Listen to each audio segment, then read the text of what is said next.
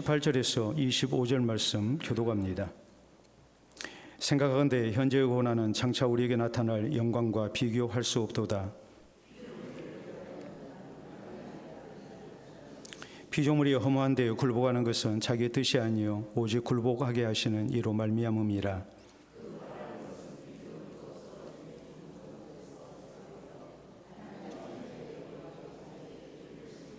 피조물이 다 이제까지 함께 탄식하며 함께 고통을 겪고 있는 것을 우리가 아느니라.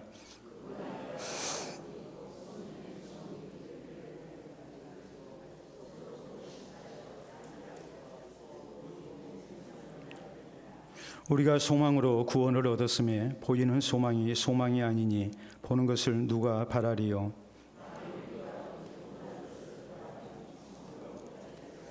아멘. 오늘 로마서 강의 22번째 시간입니다. 우리가 군에 입대하게 되면 자주로 듣는 말이 있습니다.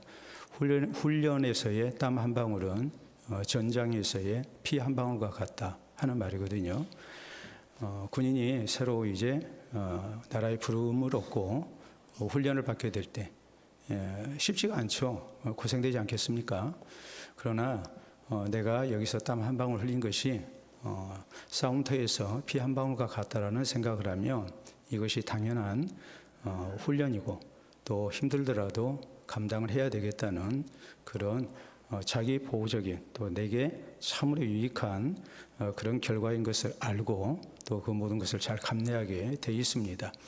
이것은 지금부터 50년 전이나 또 지금이나 또 얼마 있으면 우리 은찬이가 입대하는데 은찬이도 분명히 그걸 들을까요 안 들을까요? 듣게 될 거예요. 귀에 못이 박히도록 많이 듣는 아주 유명한 그런 이제 군대의 말입니다. 우리는 지난 시간에 성령의 은혜로 구원받은 우리 성도에게 있어서 빚진 자 의식이 있어야 된다는 말씀에 대해서 살폈습니다. 하나님의 크신 은혜 가운데 우리가 구원을 받았습니다. 그러므로 우리가 그 은혜에 합당하게 사는 것은 마땅한 일이죠. 어떻게 해야 우리가 하나님께서 기뻐하시는 하나님의 베푸신 은혜에 보답하는 삶을 산다고 말할 수 있을까요? 우리가 지난 시간에 살폈던 말씀은 우리가 육신대로 살면 안 된다. 하나님의 은총 속에 우리가 새롭게 살기를 원하셔서 하나님이 값없이 죄인된 나를 구원해 주셨는데 거기에 우리가 합당하게 살기 위해 성령의 인도를 따라서 살아야 된다는 그런 내용이었죠. 근데 이게 만만치가 않아요. 죄악된 세상에서 또 우리의 불완전한 모습 때문에 우리의 연약한 의지 때문에 우리가 아무리 결심하고 해도 부패한 본성이 있는지라 우리가 자주 넘어집니다. 그렇기 때문에 뭐가 필요하겠습니까? 성령의 은혜가 우리에게 필요합니다. 성령께서 강권적으로 우리를 주장하시고 또 모든 환경 가운데 또 선한 형편을 주시는 은혜가 우리에게는 분명히 필요합니다. 그렇기 때문에 우리가 성령의 은혜를 의지하는 가운데 우리가 하나님께 기도해야 됩니다. 그런가 하면 우리는 구원받은 그리스도인이 구원받았다고 해서 바로 천국으로 옮겨지는 것이 아니고 이 죄악 많은 세상에 우리가 놓이게 됐단 말이에요. 그렇기 때문에 우리가 하나님 나라 가기까지는 분명히 우리에게 고난이 있어요. 당연히 공짜로 우리가 구원을 얻었지만 또 그리스도인으로서 당하는 고난이 있기 때문에 그 고난도 우리가 이 땅 사는 날 동안 잘 받아야 된다. 이것이 우리가 빚진 자 의식 속에 가져야 할 그런 신앙의 자세다. 이런 말씀을 우리가 살폈습니다. 근데 오늘 성경 말씀은 이어서 우리 성도가 감당해야 할 고난의 성격이 무엇인가? 그 자세가 어떻게 해야 하는가 이것을 우리에게 가르치고 있어요. 자, 학교에서 우리가 공부하는 학생들이 자주 듣는 말이죠. 이해가 안 되면 뭐하라고 그럽니까? 외워버리라 그래요. 그래서 과학이나 이런 거 이해가 잘 안 되더라도 공식 외워버려라. 수학까지도 뭐하라고 그럽니까? 문제풀이에 대해서 이해가 안 되더라도 외워버리라고 그러거든요. 공부는 그렇게 할 수 있어요. 어떤 경우. 그러나 우리가 맞이해야 할 이 땅에서 사는 그리스도인으로서 만나게 되는 여러 가지 고난들, 그 고난의 성격, 또 고난을 맞이하는 우리에게 필요한 자세, 이런 것을 우리가 바로 배우지를 못하고 그저 고난을 잘 참아야 된다, 고난을 이겨야 된다, 이렇게 우리가 아무리 애운다 할지라도 그것만으로 우리가 고난을 잘 감당할 수 있는 건 아니에요. 그렇기 때문에 우리 성도가 빚진 자 의식을 가지고 이제 고난도 우리가 잘 감내하며 신앙생활을 한다고 했을 때 그 고난이 어떤 모습으로 우리의 신앙을 흔들고 또 이 고난 속에서 우리가 어떤 신앙의 자세로 감당해야 되는가, 여기에 대해서 우리가 잘 배워둘 필요가 있다 이 말이에요. 그래야만이 우리가 고난 속에서 우리의 신앙을 지키고 승리하는 성도가 될 수 있는 겁니다. 그렇지 않으면 정말 마음에는 원인데 자꾸 무너지는 우리의 모습만 반복해서 우리가 볼 수밖에 없는 거예요. 그렇기 때문에 오늘 성경 말씀은 친절하게도 여기 18절에서 25절 말씀 사이에 이제 우리가 만나게 되는, 구원받은 성도가 만나게 되는 고난이 어떤 성격을 가지고 있는가, 또 이런 고난을 만났을 때 우리가 어떤 신앙 자세를 가져야 되는가, 여기에 대해서 설명을 하고 있는 거예요. 자, 오늘 성경은 먼저 이 말씀을 하십니다. 우리 성도에게 현재의 고난이 있다는 것을 말씀을 하고 있어요. 이 고난이 미래적 고난이 아니라 또 과거적 고난이 아니라 지금 현재의 고난이 우리에게 있다는 것을 말씀합니다. 자, 18절에 우리가 말씀 보도록 합니다. 생각하건대 현재의 고난은 장차 우리에게 나타날 영광과 비교할 수 없도다 라고 말씀을 하십니다. 그리스도인 된 우리 성도에게 현재의 고난이 있다. 그리스도인이기 때문에 당하는 고난을 지금 말씀하고 있는 겁니다. 더구나 19절 20절에 있는 말씀 보면 피조물이 고대하는 바는 하나님의 아들들이 나타나는 것이니 피조물이 허무한 데 굴복하는 것은 자기 뜻이 아니요 오직 굴복하게 하시는 이로 말미암음이라, 이렇게 말미암음이라 라고 말씀을 하십니다.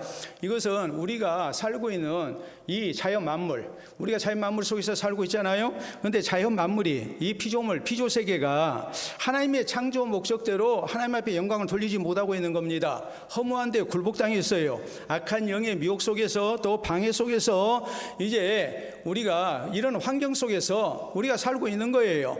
우리가 구원받은 성도가 됐다 해서 우리가 사는 세상이 아주 좋고 에덴 동산 같고 낙원이고 하는 것이 결코 아니다 이 말이에요. 우리가 사는 세상에 참 힘든 일이 많아요. 이 모든 것은 내 의지대로 우리가 환경을 바꿀 수 있는 게 아니에요.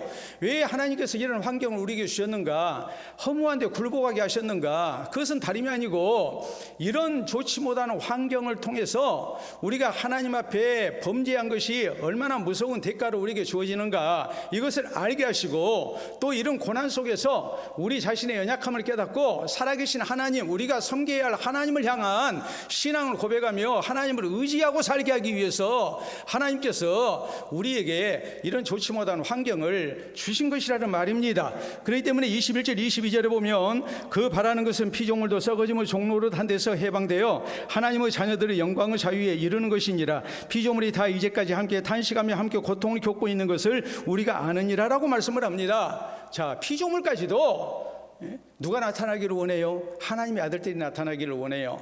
하나님의 창조 목적을 알고 또 우리를 이 시대에 부르시는 하나님의 목적을 알고 세상이 왜 이렇게 여러 가지로 힘들고 어려운 일이 있는가, 자연 만물이 이렇게 고통스러워하는가, 이런 모든 것에 대해서 이 자연 만물 피조물까지도 하나님을 경외하고 하나님 뜻대로 살고자 하는 주의 백성들이 이 땅 가운데 나타나서 저희로 하여금 모든 피조물이 하나님의 창조 목적에 합당하게끔 관리가 되고 살 수 있도록 하는 것을 모든 피조물도 기다리고 있다, 이렇게 말씀을 하고 있어요. 그러니까 이 말씀은 결국 뭘 우리에게 말씀을 합니까?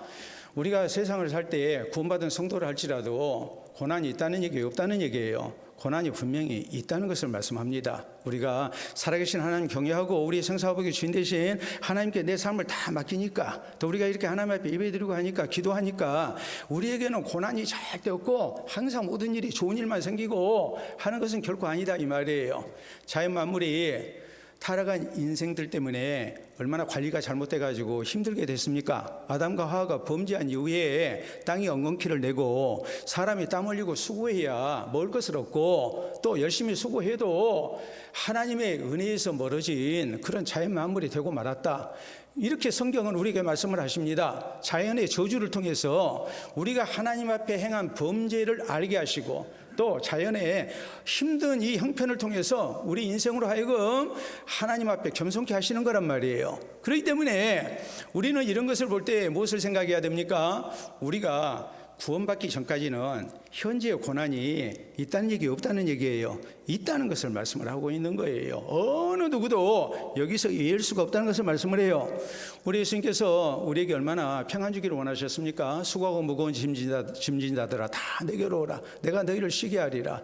우리 예수님께서 우리를 죄의 짐에서 구원하시고 또 인생의 여러 질고 가운데서 우리에게 진정한 평안을 주기를 원하시는 주님이시란 말이에요. 그런데 이런 주님이 제자들에게 요한복음 15장 거기 18절 19절 십자가 시전에 이런 말씀을 하십니다. 세상이 너희를 미워하면 너희보다 먼저 나를 미워한 줄을 알라. 너희가 세상에 속하였으면 세상이 자기 것을 사랑할 것이나 너희는 세상에 속한 자가 아니요 도리어 내가 너희를 세상에서 택하였기 때문에 세상이 너희를 미워하느니라 라고 말씀을 하십니다. 여러분, 우리가 예수 그리스도의 백성으로 택하심을 입었기 때문에 우리가 세상 가운데서 존귀한 삶을 살고 평안한 삶을 살고 어려움이 없는 삶을 살게 하셨느냐? 그게 아니라고 말씀을 하세요. 너희가 세상 가운데서 내 백성이 됐기 때문에 내 백성이 됐다는 그 이유 하나 때문에 세상이 예수님을 미워한 것처럼 너희를 미워하게 되어 있다.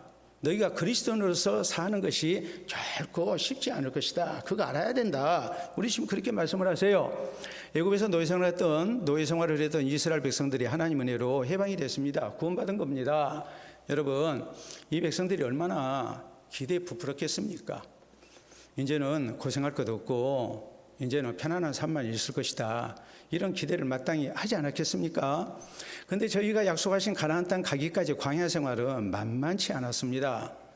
저희는 광야 생활의 어려움을 생각하지 않았어요.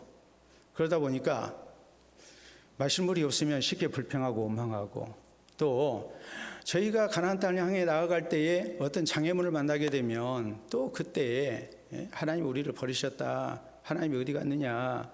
예, 우리를 이렇게 죽이시려고 하느냐? 이런 소리하고, 먹을 것 없으면 또 불평하고 계속 그러잖아요. 왜 그랬을까요? 그건 다른 게 아니고 저희가 구원받은 백성에게 현재의 고난이 있다는 것을 전혀 생각하지 않았기 때문에 그런 거예요.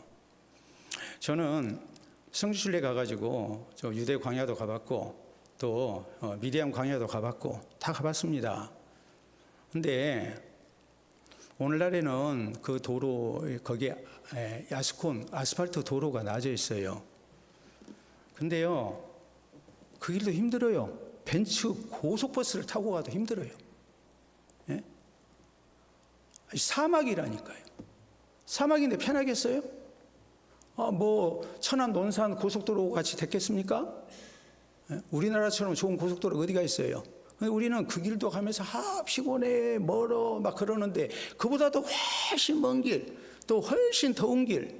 예? 제가 갈 때 요르단에서는 요르단 아카방에서 요르단의 유일한 항구 도시입니다. 그런데 거기 홍해 건너서 갔을 때 그때 그날 기온이 48도였어요. 안 놀라세요? 48도. 예? 그런 길을 가는 거예요. 그런 길을 가는데 힘들지 않겠습니까? 오늘날도 힘든데 그 옛날에는 오죽 했겠어요? 근데 이스라엘 백성들이 전혀 그것을 생각하지 아니한 거예요. 사도행전 14장 22절에 사도 바울이 우리가 하나님 나라 가기까지는 많은 환난을 겪어야 할 것이다 그랬어요. 많은 환난을 겪어야 된다. 또 우리가 디모데후서 3장 12절에 있는 말씀을 보면 무릇 그리스도 안에서 경건하게 살고자 하는 자는 박해를 받으리라 그랬어요. 우리가 그리스도로서 경건하게 살려고 하면 세상 사람들이 야, 그래 잘했어. 힘들더라도 너는 그리스도인으로 그렇게 경건하게 살아야 해. 그러는 게 아니에요. 오히려 조롱하고 그래봐야 뭐 소용이 있느냐고 얘기하고 헛된 신을 믿는다 그러고 시간 낭비다 그러고 그런 얘기 하겠죠. 당시 로마의 압제하에서 그리스도인들이 얼마나 많은 고통을 겪었겠습니까? 여러분, 우리가 TV 프로에 보면 극한 직업이라는 프로가 있습니다. 그 직업에 종사하는 사람들 하는 거 보면 쉬워 보입니까? 어려워 보입니까? 굉장히 어려워요. 그러니까 눈물 없는 빵이 있습니까? 없습니까? 눈물 없는 빵이 없어요. 요새 빵값 비싸다고 난리예요. 그래서 빵이 사치제가 됐다고 그래요. 빵 몇 개 이렇게 고르면 2만 원 넘어간다고, 사치제가 됐다고, 밥값보다 더 비싸다고. 지금 그런 말이 나오고 있는데 세상에서 제일 비싼 빵이 뭐겠습니까? 제일 비싼 빵이 뭐겠어요? 눈물 있는 빵이에요. 그러니까 그런 빵을 먹으면 눈물이 나오죠. 세상에 쉬운 직업 하나 없어요. 제가 이 말씀을 드릴까 말까 하다가 드린 게 좋겠다 싶어서 말씀드립니다. 작년 24년 3월 31일이 부활주일이었습니다. 그런데 제가 친구 목사님으로부터 연락을 받고 아내와 같이 조문을 갔습니다. 조문 갔다는 얘기는 누군가가 뭐 했다는 얘기예요? 죽었다는 얘기죠. 소천했다는 얘기죠. 친한 친구 목사님 인천에서 목회하는데 사모님이 주일날 아침 7시에 소천을 하셨어요. 그래서 친구들하고 그 다음날 월요일날 저녁에 만나기로 하고 인천 길병원 장례식장에 이렇게 아내랑 둘이 저 운전해서 갔습니다. 그래서 이제 가까운 목사들 같이 만나서 이렇게 얘기하고 하면서 궁금한 게 있어서 물어봤어요. 성씨가 한씨인데 사모님이 갑자기 이렇게 심근경색으로 갑자기 가셨거든요. 뭐 병으로 놓이다가 가신 게 아니에요. 전혀 준비하지 않은 상태에서 갑작스레 가신 거란 말이에요. 주일날 아침 7시. 그래서 강단도 지키고 해야 할 텐데 누구 대신 세웠냐고 그랬더니 자기가 그냥 설교했대요. 예배 인도 다 하고 했대. 아내가 하나님의 부르심을 받았어요. 근데 목사인지라 누구한테 갑자기 설교 맡길 수도 없고 부교육자한테 다 준비가 안 됐는데 그래서 주일 교회 지키고 그리고 또 이렇게 장례 지금 치르고 있는 거라고 그래요. 그걸 보면서 제가 마음속에 그걸 느꼈어요. 아이고, 목사는 어쩔 수 없다. 보통 교인들 같으면 그때 뭐 하겠습니까? 목사님 저 오늘 교회 못 나가겠습니다. 이런 일을 당했습니다. 그러겠죠? 여러분 직장 생활하면서도 그렇게 하시겠죠? 목회자는 그게 안 된단 말이에요. 근데 사람이 죽고 싶어서 죽었습니까? 심근경색으로 하나님이 갑자기 데려가셨는데 그래서 그런 일을 보면서 야, 목회 길이라는 것이 쉽지가 않다. 그러나 우리가 가야 할 길이다. 다시 한번 마음의 각오를 가졌어요. 그날 3월 31일이 부활주일이었거든요. 저는 이제 그 다음날 4월 1일 날 갔는데 여러분 근데 목회자만 힘듭니까? 여러분의 직장 생활이 쉬운가요? 여러분 생각해 보세요. 여러분 오늘 힘들게 살다 오셨잖아요. 시간 빨리 가야 해. 교회 가고 싶어. 그랬습니까? 바쁘게 살다가 피곤해 죽겠는데 그래도 교회 가야지. 나 안 가면 목사님이 눈치할 것 같고 뭐 그런 생각도 하고 하지 않았겠습니까? 쉬고 싶은데 식사도 못하고 지금 이 자리에 계신 분들이 있잖아요. 근데 우리 사는 것이 여러분 직장 생활하는 거나 가정 생활하는 거나 세상에서 사는 것이 눈물 없는 빵이 없어요. 세상에 쉬운 떡이 없는 거예요. 비신자도 그러는데 그리스도인이 하나님 나라를 바라며 경건하게 살려고 하는데 신앙을 지켜나가려고 하는데 어려운 일이 없겠습니까? 그러므로 신앙교훈은 이렇게 말합니다. 하나님의 부르심을 받은 그리스도인 가운데 고난이 면제된 성도는 없다. 고난이 면제된 성도는 없어요. 다 우리에게 고난이 있어요. 그렇기 때문에 우리가 요한계시록 7장 14절에 있는 말씀을 보면 천국에 구원 얻은 성도를 언급하면서 이 사람들은 누구냐 하면서 큰 환난 가운데서 나오는 사람들이라고 그랬어요. 어린 양의 피로 그 옷을 씻어서 희귀한 사람들인데 큰 환난 가운데서 나온 사람이다. 우리가 예수님을 구주로 믿고 우리의 죄를 다 씻고 거룩한 의의 옷을 입었습니다. 그리고 우리가 하나님 나라 가기까지 우리가 얼마나 많은 환난을 겪어야 하는지 그것을 잘 통과해야 우리가 하나님 나라에 이룰 수 있다는 것을 성경은 성경 마지막 성경의 요한계시록 7장에서 그렇게 강조를 하고 있어요. 여러분, 그렇기 때문에 우리에게 현재의 고난이 있다는 것을 잊지 말아야 돼요. 조사 한번 해볼까요? 현재의 고난 없는 사람. 말 못할 사정들, 어려운 일들이 있잖아요. 그리스도인이라 할지라도 현재의 고난에서 면제된 성도는 한 사람 없습니다. 나만 고생한 것처럼, 나만 힘든 것처럼 생각하지 마시고, 구원받은 성도라 할지라도 현재의 고난이 있다. 하나님을 향한 신앙으로 살고자 하면 분명히 현재의 고난이 있다 하는 것을 잊지 마시기를 바랍니다. 두 번째, 오늘 성경은 무엇을 말씀하냐면, 우리 성도가 당하는 이 현재의 고난은 아름다운 결과가 약속된 고난이라는 것을 강조합니다. 자, 23절부터 말씀 보도록 합니다. 그뿐 아니라 또한 우리 곧 성령의 처음 익은 열매를 받은 우리까지도 속으로 탄식하여 양자될 것 곧 우리 몸의 속량을 기다리느니라 라고 말씀을 합니다. 우리 성도가 성령의 처음 익은 열매로 우리가 구원을 받았어요. 근데 속으로 탄식하여 양자될 것 곧 우리 몸의 속량을 기다리느니라. 우리가 우리 몸의 속량을 기다리는 그 과정이 쉽지 않다는 것을 말씀을 했잖아요. 현재 고난이 우리에게 늘 있다고 지금 말씀을 했잖아요. 근데 24절에 우리가 소망으로 구원을 얻었음에 보이는 소망이 소망이 아니니 보는 것을 누가 바라리요? 라고 말씀을 합니다. 자, 우리가 소망으로 구원을 받았다라는 말은 구원의 소망을 얘기를 해요. 우리가 구원을 얘기할 때, 시제를 놓고 얘기할 때 세 가지 시제를 가지고 설명을 합니다. 그것은 과거적 구원, 우리가 예수님을 구주로 언젠가 믿었어요. 10년 전에 믿고 구원받은 사람도 있고 20년 전에 구원받은 사람도 있고 하지 않겠습니까? 그걸 과거적 구원이라고 그래요. 그런가 하면 오늘 현재의 삶 속에서 내가 지금까지 신앙을 지키고 있고 현재의 고난이 우리에게 있어요. 그런데 이 고난 속에서 고난은 두 가지 모습으로 나타나거든요. 하나는 영혼의 구원이 있고, 구원이 두 가지 모습으로 나타나는데 영혼의 구원이 있고, 또 하나는 육신의 구원이 있어요. 우리가 현재의 고난 속에서 막 힘들고 어려운 일을 만나고 하는데 그 속에서 우리가 하나님께 기도하고 하나님 의지하고 또 우리가 꿋꿋하게 신앙으로 살고 하면 하나님께서 개입하시고 도와주셔서 우리로 하여금 하나님의 구원을 덧입게 하는 겁니다. 이것이 현재의 구원이에요. 그런가 하면 우리가 하나님 나라 가기까지는 그래도 부족한 것이 많고 또 어려운 일들이 계속 있어요. 현재의 구원을 받았다 할지라도 내일은 내일대로 또 뭐가 있겠습니까? 현재의 고난이 있어요. 모레는 모레대로 현재 고난이 있는 거예요. 언제까지? 하나님 나라 갈 때까지. 그래서 우리의 지상의 삶이 끝나고 나면 하나님 나라에 영원한 구원을 얻게 돼요. 이걸 미래적 구원이라고 말을 하는 거예요. 그러니까 오늘 성도가 과거적 구원을 얻은 성도가 현재의 고난 속에서 하나님을 향한 신앙으로 사는 가운데 또 하나님의 도우심 속에서 현재의 구원을 우리가 늘 체험을 하는 겁니다.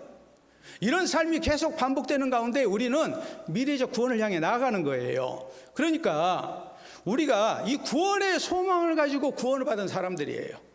오늘 우리가 힘들고 어려워도 현재 고난이 날마다 우리에게 있다 할지라도 우리 하나님께서 우리 가운데 베푸시는 구원이 있고 또 궁극적으로 미래적 구원이, 완전한 구원이 우리에게 약속돼 있다는 것을 생각하면서 오늘 현재의 고난을 우리가 감당한다는 말이에요. 그렇기 때문에 18절 뭐라고 그랬어요? 생각하건대 현재의 고난은 장차 우리에게 나타날 영광과 비교할 수 없도다 그랬잖아요. 우리가 현재 당하는 고난은 장차 우리에게 나타날 영광과 비교할 수가 없다라고 말씀합니다. 아름다운 결과가 약속되어 있는 소망 있는 고난이라는 말이에요. 여러분, 요셉이 고난을 당합니다. 다윗이 고난을 당합니다. 그런데 고난을 잘 이겨내죠. 왜 그랬을까요? 하나님이 주신 미래적 약속이 있잖아요. 장차 존귀한 자가 될 것이다. 또 이스라엘의 왕이 될 것이다. 그러니까 힘들지만 이겨내는 거예요. 우리 예수님은 요한복음 12장에 자신의 십자가의 죽음에 대해서 말씀하십니다. 하늘의 밀이 땅에 떨어져 죽지 아니하면 하늘 그대로 있고 죽으면 많은 열매를 맺느니라. 예수님의 십자가의 죽음이 단순한 고통으로 끝나는 죽음이 아니라, 저주받은 죽음이 아니라 그 십자가의 대속의 죽음을 통해서 많은 영혼을 구원의 길로 인도하는 십자가의 고난인 것을 주님은 말씀을 하십니다. 그러니까 이것이 소망 있는 고난이었던 거예요. 사도 바울이 선교 사역을 감당할 때 쉬웠습니까? 힘들죠. 바울이 뭐라고 그럽니까? 마지막 디모데후서 4장 7절로 8절을 보면 내가 선한 싸움을 싸우고 나의 달려갈 길을 마치고 믿음을 지켰으니 이제 나를 위하여 의의 면류관이 예비되었으므로 주곧 의로우신 재판장께서 그날에 내게 주실 것이요 나뿐 아니라 주의 나타나심을 사모하는 모든 자에게 돈이라라고 말씀을 하잖아요.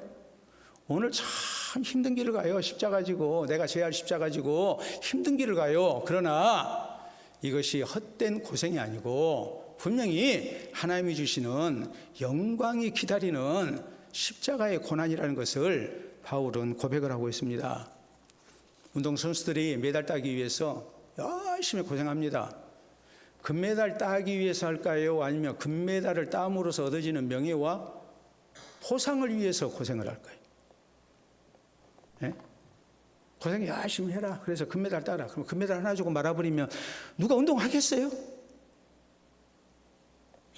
그래요, 안 그래요? 금메달을 땀으로써 얻어지는 많은 유익한 결과들이 있잖아요. 그러니까 고생을 하는 거죠. 자, 이슬람 교도들 자기들이 이렇게 싸우는 것을 지하드라고 그럽니다. 지하드라는 말은 성전이에요. 거룩한 전쟁이라고 그래요. 근데 이 사람들 자살 폭탄 테러를 합니다. 폭탄 조끼를 입고 그래가지고 자기들 대적하는 사람들 막 수십 명씩 죽이고 자기 몸은 완전히 흔적도 없이 사라지지 않아요? 근데 지원자들이 줄을 서 있어요. 아이들도 여성들도. 그러면 세뇌당한 것이 무섭구나 이런 생각을 우리가 할 수밖에 없는데 그 사람들이 왜 그러느냐. 이렇게 우리가 자살 폭탄을 통해서 알라 신을 위해서 우리가 죽는다면 이런 사람에게는 천국이 약속되어 있다고 얘기를 해요. 천국의 영광이 약속되어 있다고 얘기를 해요. 그러니까 기꺼이 죽는 거예요. 자, 한번 우리가 사진을 보도록 하겠습니다. 여러분 사진을 보시게 되면 거친 바다에 나선 어부는 파도를 보지 않고 바다를 본다. 왜냐하면 바다에 그의 삶이 있고 꿈이 있기 때문이다. 여러분, 풍랑이나 바다를 어부가 나갑니다. 보통 사람 같으면 못 나가죠. 근데 어부는 목숨 걸고 나가요. 왜 그래요? 그게 내 삶의 터전이에요. 또 그렇게 함으로써 우리 가족들이 먹고 살 수 있어요. 더 나은 미래를 만들어갈 수 있어요. 삶의 터전이고 거기에 꿈이 있기 때문에 그러는 거예요. 그리스도도 마찬가지예요. 우리가 신앙으로 사는 것이 만만치 않고 힘들다 할지라도 현재의 고난이 우리를 늘 힘들게 한다 할지라도 우리는 그 현재의 고난 속에서 분명하게 믿고 고백해야 할 것이 있어요. 이건 절대 헛된 고난이 아니다. 내가 이 고난을 당함으로써 내 신앙이 더욱 정결해지고 더 순수해지고 또 이 고난을 통해서 하나님께서 주시는 아름다운 은혜가 있고 또 미래적 구원이 우리를 기다리고 있다는 생각을 하면서 이 구원의 소망을 가지고 우리가 현재의 고난을 감당할 줄 아는 성도가 돼야 됩니다. 고난 당할 때마다 내가 쓸데없는 고생을 한다 생각하지 마시고 내가 억울한 고생한다 생각하지 마시고 이 고난이 우리에게 가져다 줄 미래적 구원과 또 고난을 통해서 주시는 하나님의 아름다운 은총을 생각하면서 우리가 잘 이겨내는 우리 모두가 될 수 있기를 바랍니다. 자, 세 번째 우리가 오늘 성경 말씀에 또 하나 말씀을 해요. 그 뭐냐면 현재의 고난이 분명히 있고 현재의 고난을 잘 이겨내면 미래적 구원의 소망이 있기 때문에 아름다운 결과가 있기 때문에 우리가 잘 이겨내야 한다고 그랬죠. 잘 이겨내기 위해서 우리에게 필요한 게 뭐예요? 고난의 성격을 잘 이해하고 우리에게 고난에 대한 신앙적인 바른 자세가 있어야 되는데 이렇게 고난이라는 것이 우리에게 꼭 필요한 일이고 우리에게 좋은 결과를 가져오는 거라고 우리가 확신한다면 우리는 믿음으로 인내하면서 기다릴 수 있어야 돼요. 아니 고난이 좋다는 것을 누가 모릅니까? 몰라서 고난에 지는 게 아니에요. 고난을 잘 참아내면 좋다는 거 알아요. 근데 이게 이론적으로 머리로만 그치는 거예요. 실제적으로 고난을 온몸으로 받아들이면서 이것을 이겨내고 그때까지 인내할 줄 알고 기다리는 사람이 돼야 되는데 그걸 못하게 되니까 그냥 주저앉는 거예요. 몰라서 주저앉는 게 아니라 인내하지 못해서 주저앉는 거예요. 이스라엘 백성들이 광야 생활 가운데 실패했습니다. 저희가 실패한 이유가 뭡니까? 하나님이 약속하신 가나안 땅에 대한 소망이 부족했거든요. 그러니까 자꾸 과거 생각하고 편한 것만 생각해요. 그리고 불평해요. 원망해요. 불신앙 가운데 빠져요. 근데 하나님은 이스라엘 백성들을 광야에서 살게 하기 위해서 저희를 불러내신 게 아니에요. 어디 가게 하시려고요? 약속하신 가나안 땅 가게 하기 위해서. 적과 꿀이르는 가나안 땅에 백성 되게 하기 위해서. 근데 이 이스라엘 백성들이 가나안 땅에 대한 소망이 없는 거예요. 소망이 없다 보니까 뭐 합니까? 인내를 못 해요. 계속해서 반복해서 불평이 나오고 원망이 나오고 불신앙이 나타나는 거예요. 그러다가 결국 무너지고 만 거죠. 그렇기 때문에 성경은 이 이스라엘 백성들의 실패의 모습을 기록하면서 고린도전서 10장 13절에 우리에게 뭐라고 말씀하십니까? 자, 11절부터 있는 말씀을 보면 이런 모든 일은 후세를 살아가는 우리 모두에게 본보기로 기록이 된 것이다. 경계로 기록이 된 것이다. 그런즉 선질로 생각하는 자는 넘어질까 조심해라. 그리고 13절에 사람이 감당할 시험밖에는 너희가 당한 것이 없나니 오직 하나님은 미쁘사 너희가 감당하지 못할 시험당을 허락하지 아니하시고 시험당할 쯤에 또한 피할 길을 내사 너희로 능히 감당하게 하시느니라라고 했어요. 하나님의 도우시는 은혜를 믿고 이 미래적 구원을 향해서 우리의 신앙의 최종 목적지를 향해서 우리가 힘들고 어려도 광야 같은 세상을 산다 할지라도 우리가 뭐 하라는 겁니까?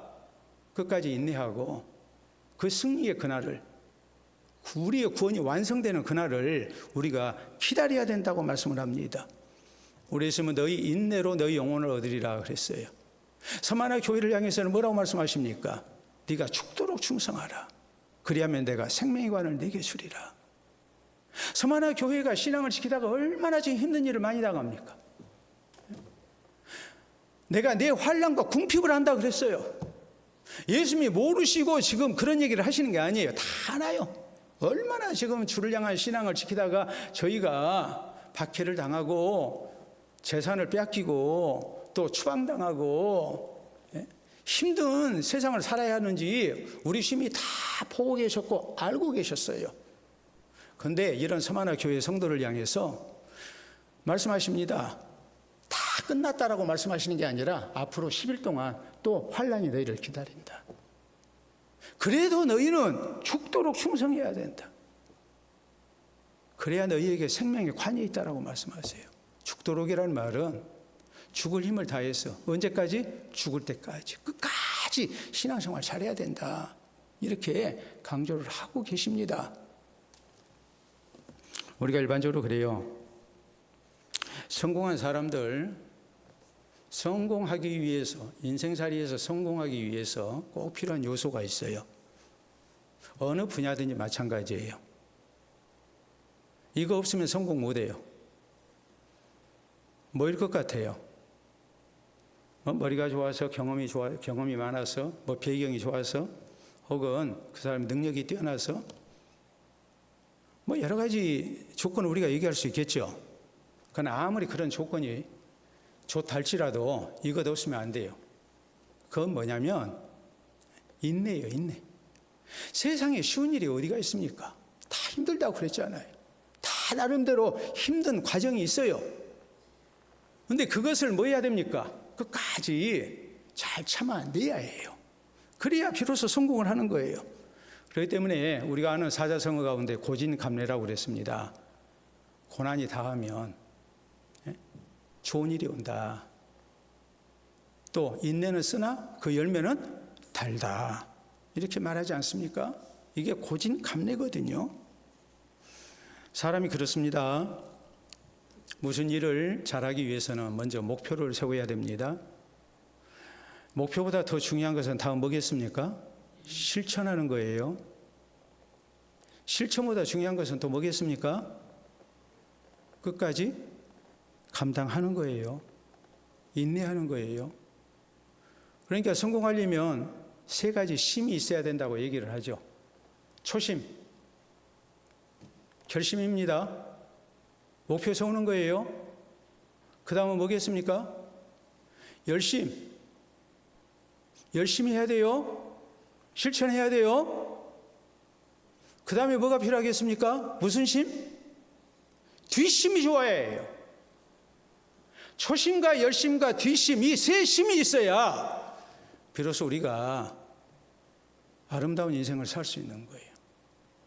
초심이 없으면 시작도 못하고, 초심이 있었지만 열심이 없으면 실천력이 떨어지면 또 안 되는 것이고, 열심까지 갖췄다 할지라도 뒷심이 없으면 결국 또 무너지게 되어 있는 겁니다.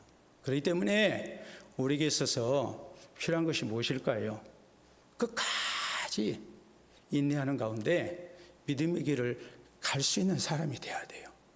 현재의 고난이 있다 할지라도 이 고난 다음에 하나님이 주시는 미래적 구원, 아름다운 내일이 있음을 믿고 우리는 오늘 현재의 고난 속에서 이걸 잘 감당하고 인내하고 끝까지 잘 가는 성도가 되어야 돼요.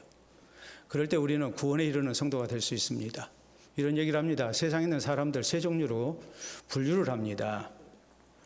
근데 세상을 사는 인생들만 이 세 가지로 분류할 수 있는 것이 아니라 우리 성도들도 이 세 가지 부류 가운데 우리의 신앙생활도 이 세 가지 부류로 우리가 분류를 할 수가 있어요.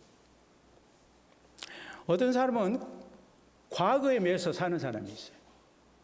과거에 매여서 사는 사람은 항상 과거가 좋다고 그래요. 과거가 좋다는 얘기는 그때가 좋았어, 그때가 좋아서 하는 사람은 지금 현재에 좋다는 얘기가 나쁘다는 얘기예요. 지금 현재가 좋지 못하다, 불만스럽다라는 얘기예요. 이런 사람은 미래를 생각합니까? 안 합니까? 안 합니다.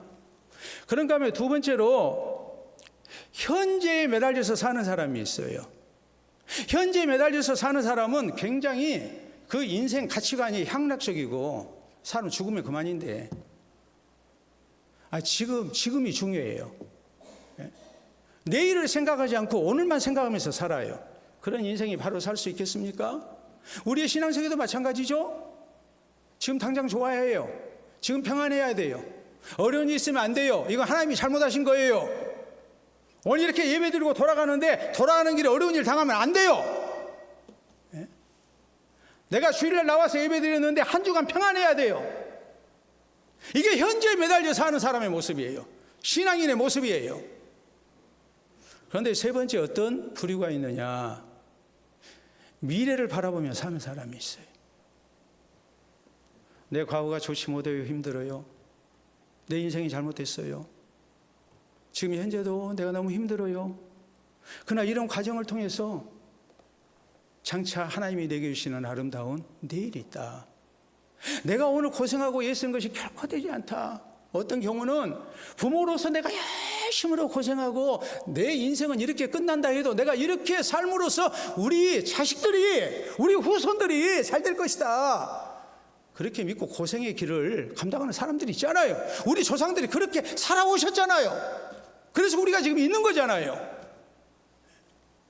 미래를 바라보며 사는 사람이에요. 우리의 신앙도 마찬가지예요. 우리 성도에게 현재 고난이 있습니다. 이 고난에서 면제받은 사람 한 사람도 없어요. 이 현재의 고난 속에서 우리는 분명하게 믿고 고백해야 할 것이 있습니다. 이 고난은 잘못된 고난이 아니다. 하나님이 주시는 구원의 소망이 있는 고난이다. 현재 우리가 당한 고난은 장차 우리에게 나타날 영광과 비교할 수 없을 정도로 좋다. 신실하신 하나님이 우리에게 약속하신 것이다. 그렇게 믿고 우리는 뭐 해야 되겠습니까? 이 고난 인내하고 그 구원의 그날을 믿음 가운데 기다릴 줄 아는 성도가 되어야 됩니다.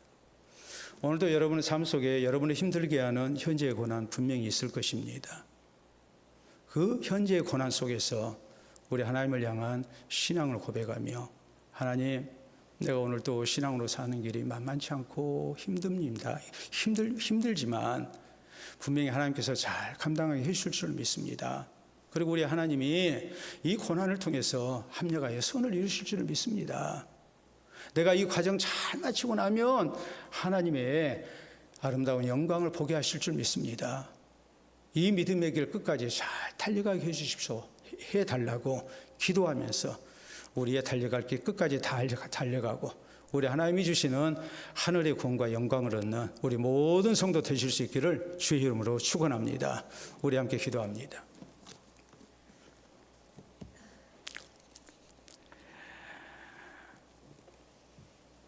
오늘 여러분에게 있는 현재의 고난 원망하지 마시고,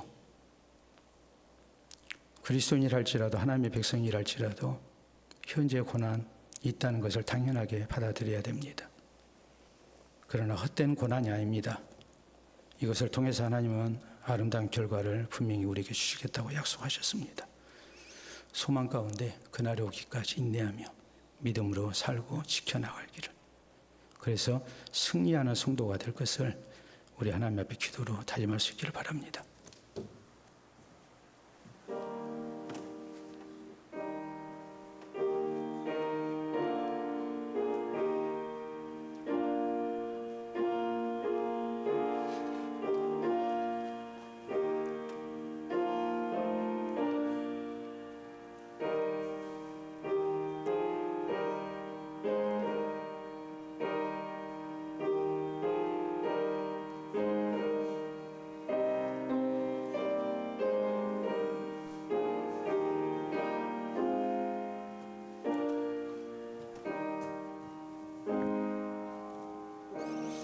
상한 갈대를 꺾지 아니하시고 거저가는 심지를 끄지 아니하시기를 심판하여 이기실 때까지 하시겠다 약속하신 아버지, 바람 앞에 등불 같은 연약한 우리의 모습을 이 시간도 고백하며 우리 하나님의 자비와 긍휼을 호소합니다. 그리스도인으로서 구원받은 성도 되었지만 하나님 나라 가기까지 우리에게 현재의 고난이 날마다 있음을 다시 한번 기억하게 하시고 현재의 고난 앞에 우리가 무너지지 않기를 원합니다. 이 모든 고난이 참으로 아름다운 장래를 위하여 우리가 감당해야 할 부분인 것을 기억하고 더욱 겸손히 하나님 바라며 신실하신 하나님, 좋으신 하나님 신뢰하며 우리가 믿음의 길 힘있게 나아갈 수 있기를 원합니다. 주님 우리와 동행하시고 우리를 위로하시고 붙드시고 때를 따라 돕는 은총을 베풀어 주셔서 끝까지 인내하며 잘 달려갈 수 있도록 도와주시옵소서. 그래서 모든 고난을 이겨내게 하시고 믿음 지켜나가게 하시고 하나님 나라의 영원한 구원에 또 하늘의 영광을 얻는 우리 모두 되게 하시고 우리가 겪었던 현재의 고난이 장차 우리에게 나타날 영광과 비교할 수 없는 참으로 하나님의 놀라운 은혜의 고난이었음을 고백하고 주를 찬양하는 우리 모든 성도들 되게 해 주시옵소서. 특별히 현재의 고난 때문에 힘들어하는 성도들 주께서 충분히 위로해 주시고 저희에게 감당할 수 있는 힘도 주시고 피할 길도 주시고 또한 우리 하나님께서 저희의 심령을 담대하게 해주시고 또 우리 하나님께서 모든 장래를 책임져 주셔서 승리하고 우리 주님 앞에 영광을 돌려드리는 우리의 탄식과 슬픔이 변하여 하나님을 향한 기쁨과 찬송이 되게 하시는 아름다운 은혜 있게 해 주시옵소서. 예수님 이름으로 기도하옵나이다. 아멘.